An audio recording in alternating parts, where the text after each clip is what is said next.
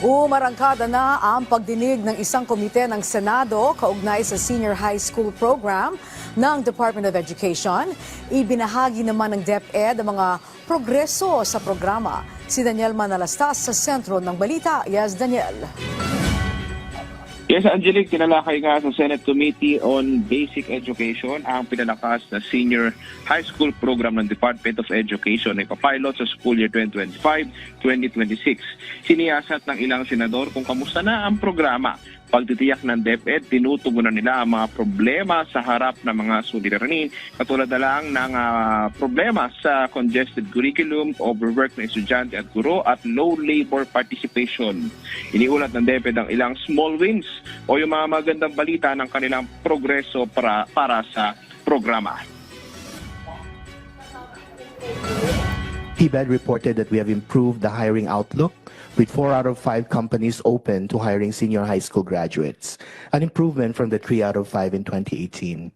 The Philippine statistician reported an increased school participation where senior high school program boosted enrollment among 16 to 17-year-olds by 13%, which with the highest gains in low-income groups. Samantala, Angelique, iniulat naman ni Senator Sherwin Gatchalian ang pag-aaral kung saan marami umanong dissatisfied sa senior high school program ng pamahalaan. And we also asked their views about the senior high school program of the government. So the senior high school program, that's the next slide. The senior high school program, about 33% are satisfied, about 40% are dissatisfied. So that's about a negative 7% net dissatisfaction rating. This is something that we should take note because what we want is our parents and our constituents to be happy with the K-12 program. This is the nation's education program. This is the nation's basic education platform.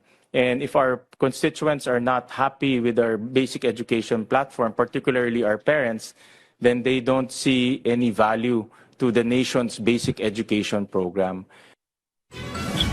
Samantala, Angelique, ayon sa DepEd, ang kanilang ginagawang trabaho para sa senior high school curriculum ay bilang ang klase direktiba ng Pangulo na mapaganda pa ang sistema ng edukasyon. At yan muna ang pinakauling update, Angelique. Okay, maraming salamat sa iyo, Daniel Manalastas.